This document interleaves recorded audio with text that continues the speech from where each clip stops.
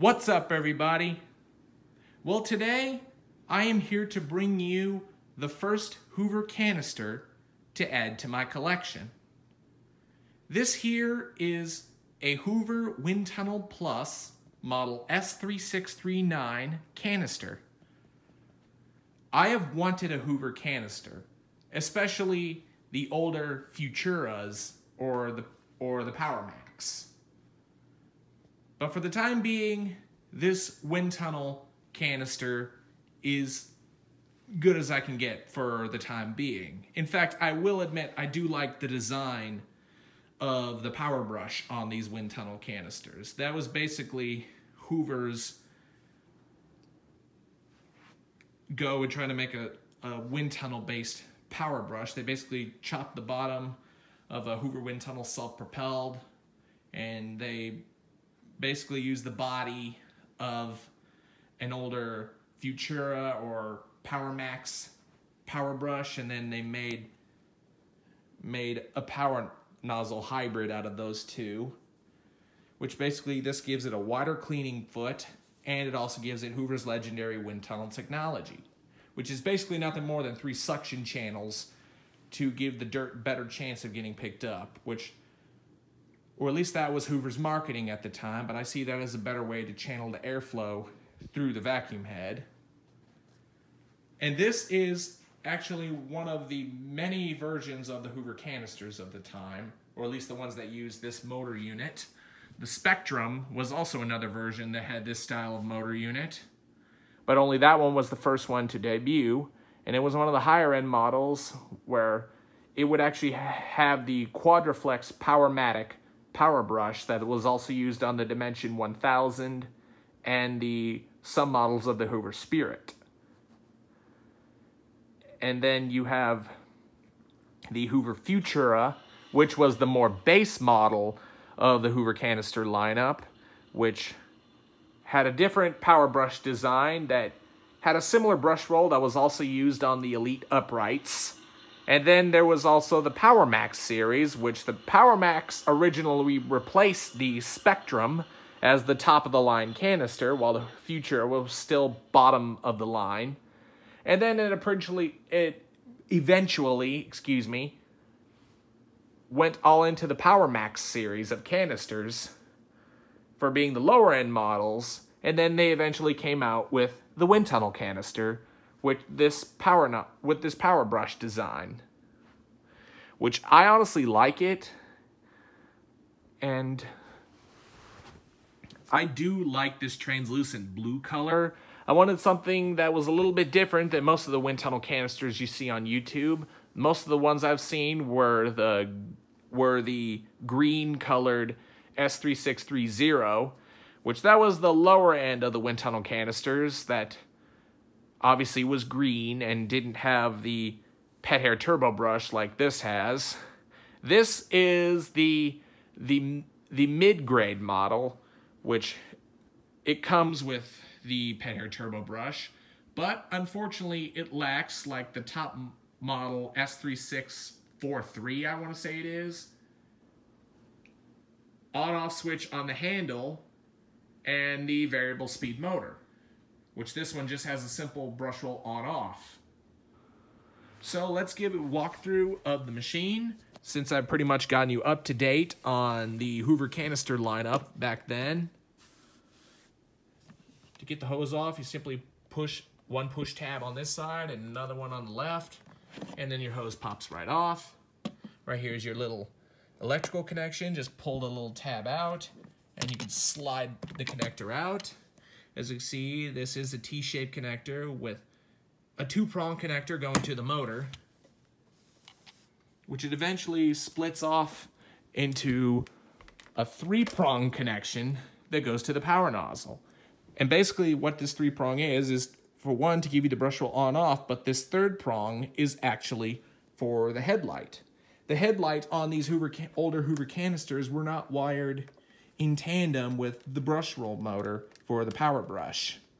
I really like that Hoover did that back then. So you still have your brush roll on-off feature, but however, when you turn the brush roll off, the headlight does not turn off with it, like most canisters do. The the headlight always stays on as long as the motor unit is running, which very nice feature that these Hoover canisters did back then.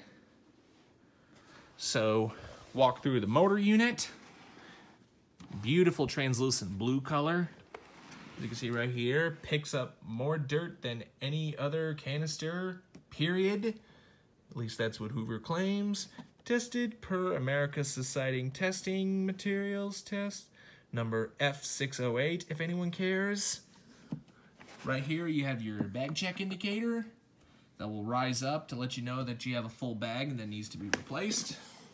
See right here, it's got allergen filtration, 100% dust mites, patented Windtunnel technology with the powered hand tool right here. And let's go ahead and show you the bag compartment. Right here, you have your Hoover Type S bag. Right here is your little bag dock that the bag sits on. This was actually, believe it or not, missing when I actually got it. So I ended up sourcing another Hoover S3639 canister motor unit and used some of the parts off it to fix this. Not only was this one missing the bag dock, but it also had a broken power switch. Or actually, this is the power switch. That was broken off when I got it. So I had one that had a good power switch, and this one's not broken and it holds steady just fine. But anyway, this is a very nice quality Hoover HEPA bag. I really like it that Hoover makes these S-type bags in HEPA configuration, which you can run these S-type bags in your older Spectrums, Futuras, and Power Maxes. Oh, and another fun fact about these Hoover canisters, at least the top of the lines ones that had these are actually factory notches that Hoover installed from the factory to gain these extra suction power. There were some older models of the Futuras, the Spectrums, and the Power Maxes that actually didn't have these metal clips installed and just had a large notch cut out, which was designed originally for airflow relief. Now, I actually watched a couple YouTubers, one of them being Termite159, which he knows these Hoover canisters inside and out. If anyone has watched him, I believe he also has a Vacuum Land forum up. I think his Vacuum Land name is Durango159. I want to say his name is Rob. I'm not too entirely sure, but what he likes to do with his Hoover canisters, at least the ones that don't come with these metal clips from the factory and have the large cutouts, he likes to put packing tape over each sides, and that will gain you more suction power by doing that. But, however, I also watched Bill from VacLab, who owns a Hoover Turbo Power 5000, which is essentially a Hoover Power Max. He did that mod, but what he experienced is when he did that and improved his suction and airflow, it seemed to have effect on the bag check indicator, and it would bump out about a quarter of the way out with a totally cleaned out bag. And he basically heard the motor was kind of straining itself because there was no airflow relief. Well, Hoover did this on later models when they did some motor revisions to make them a little bit more strong. But, however, there's still little holes drilled in for airflow relief. Say if something were to get clogged in the hose, there would be some air to escape so the motor isn't overstraining itself when it's got a clog. So that is kind of nice. If those of you who do have these, you can do the packing tape mod like Rob from Termite159 does. He's done it without any repercussions from what I've heard. And it's just a nice little cheap insurance if you want more power out of these old canisters. Back here, this is where you have your pre-motor filter. It's a very thin, I will admit that. That's the only downfall. And it's just kind of jammed right in there. Doesn't really hold in the best, if you ask me. There, it's back in place. Doesn't like to latch in sometimes. So that was that. Now I'm going to go ahead and show you your tools. As you can see on the back here, this is the mount for the pet hair turbo brush. The bristles are soft, but I do like it that they are neon green. This can be removed to gain access to your air turbine. This is what drives the brush roll. And you see this is a geared belt. I do like that Hoover did that. There are some YouTubers that make these out to not be very good pet hair turbo tools, but I kind of disagree because I've used this this style of pet hair turbo tool a few times on some other vacuums, and they work just fantastic. Right here is this little notch right here that you can attach your hose on. This basically is a locking tab that you could lock on and it'll stay steady. Here are your attachments, your dusting brush, your upholstery tool. I do like on the upholstery tools on the canister that they have these little teeth on the back to grab onto stuff like pet hair. This is something I really wish the Hoover uprights did, but apparently they don't. Let's see, it has the same notch. And here's your crevice tool. And right here you do have your extra bare floor tool. You could basically hook this on to the end of your hose and use this on bare floors. It's one nice thing you can do if you don't like to use the main power brush with the brush roll off on bare floors. This will have much better airflow on floors compared to the big power brush. Oh, also one more thing. Right here, well, let me get the dusting brush out of the way, is your post motor filter. And it's quite about as thin, maybe thinner, than the pre-filter. And not too many people know this, but this can actually unlatch.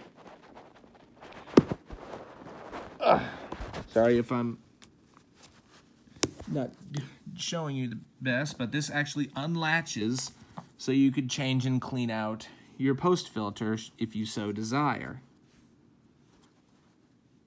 And most of this stuff actually is on there right now is just carbon from the motor, but that can actually unlatch so you can change out your post filter if you so desired.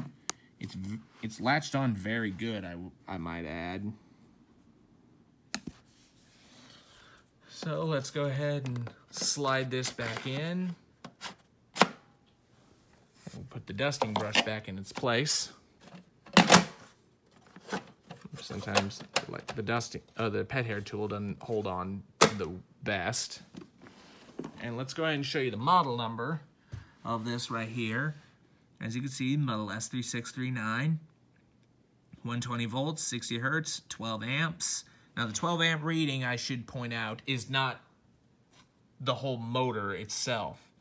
This 12 amp reading is actually the reading for both the motor unit of the canister and the brush roll motor on the power brush combined.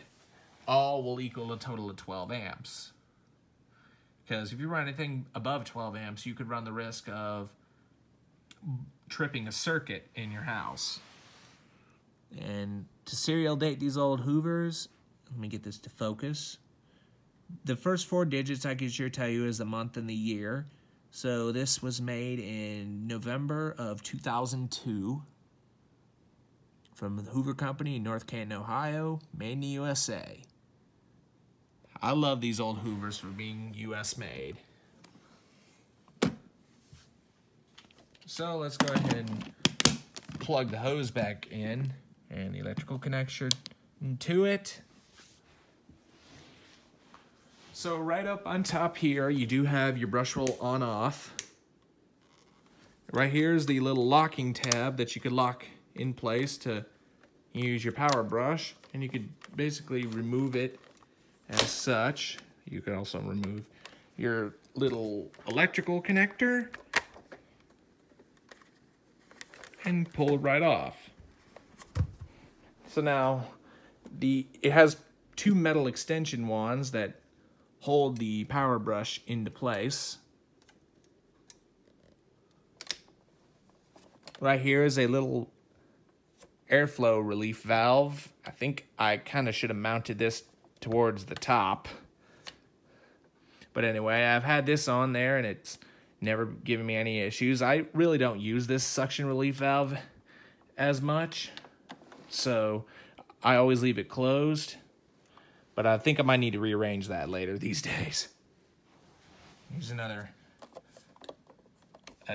little wand attachment right down here. So let's take a look at the power brush.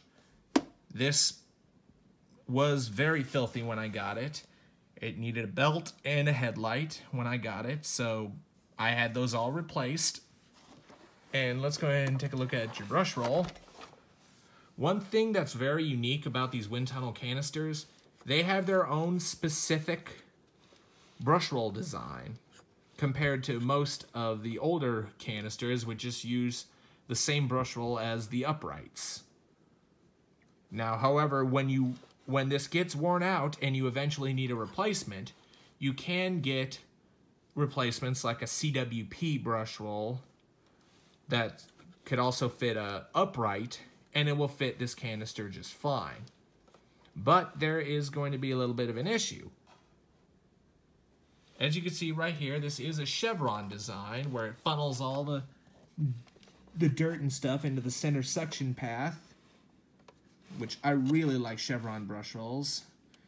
And the replacement brush rolls and even some donor brush rolls from uprights are only a helix style, and they aren't chevron style like these brush rolls are.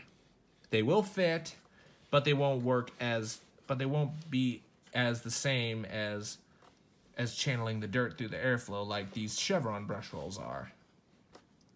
And the brush roll is in nice condition. The brushes are very stiff, so it grooms the carpet excellent. Surprisingly, deep clean's good for a canister. It's got the edge cleaning brushes on the side. Nice big wheels in the back.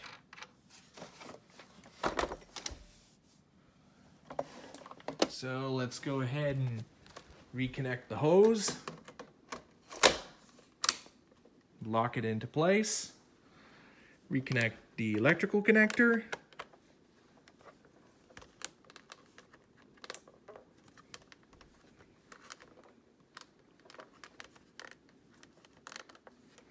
And let's go ahead and unravel the cord.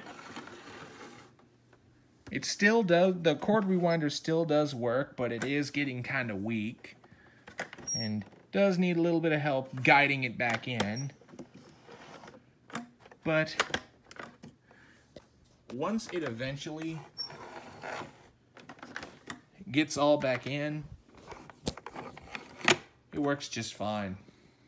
So now let's go ahead and unravel it.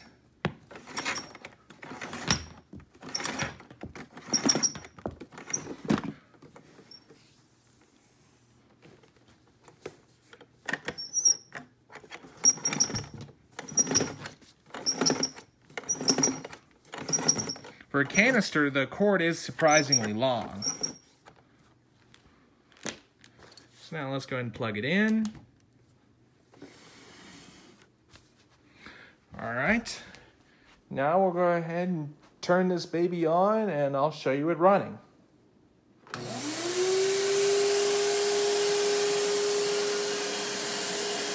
As you see that right there, the brush roll's not on. Yet whenever the vacuum is turned on, the headlight will turn on with it. So whenever the motor is turned off, the headlight goes off with it. I find that nice little quirk quite interesting, because most canisters, the headlight only turns on when you turn the brush roll on. And which, by the way, we'll go ahead and do it right now, and we'll get to cleaning.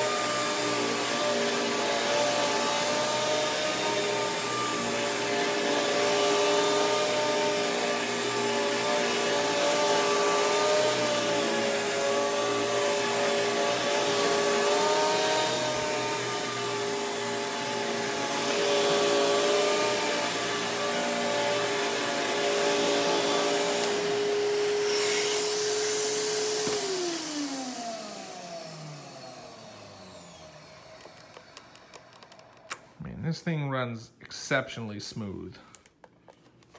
So let's go ahead and disconnect the hose end from the power brush. And we'll go ahead and show you this guy in tool mode. Go ahead and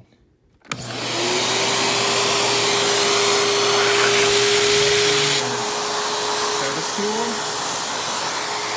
Lock it in place and it holds in nice and secure.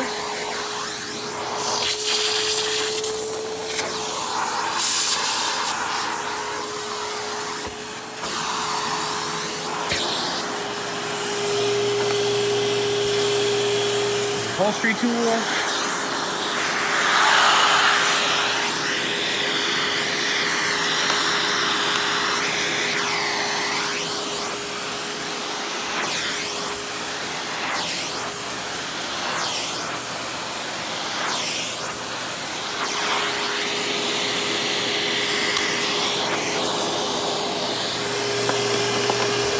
And your dusting brush.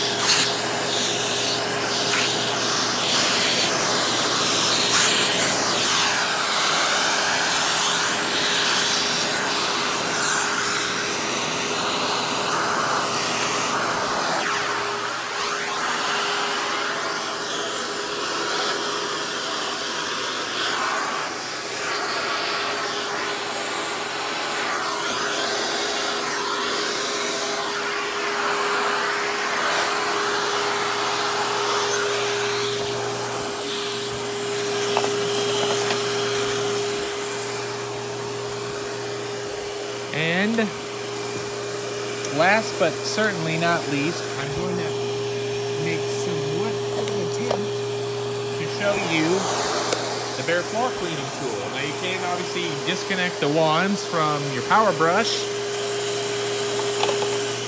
You can hook in your bare floor tool like so. Make sure the locking tab lines in. Hook up your hose end, and now you can use this on bare floors. Of course, it would work better if I were on a hard floor surface, but you kind of get the picture.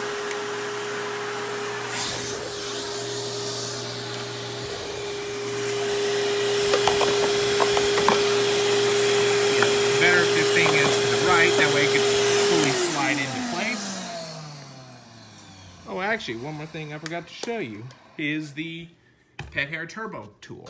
So let's go ahead and take that guy out, plug it in, lock it into place, and let's go ahead and see how it works.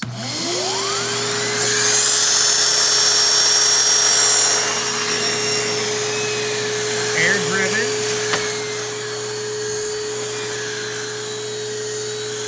It's good for cleaning upholstery and carpeted stairs.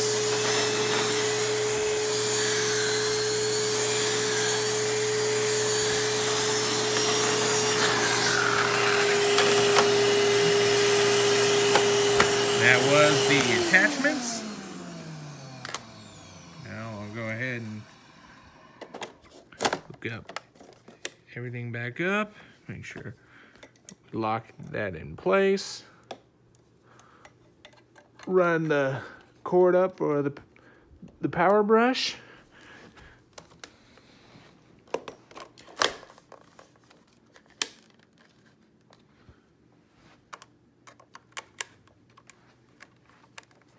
And basically push that in, and you're good to go. Well, everybody, I hope you enjoyed this full review and quite lengthy video of the Hoover Windtunnel Plus canister. Be sure and stay tuned, and don't forget to like, rate, comment, and subscribe.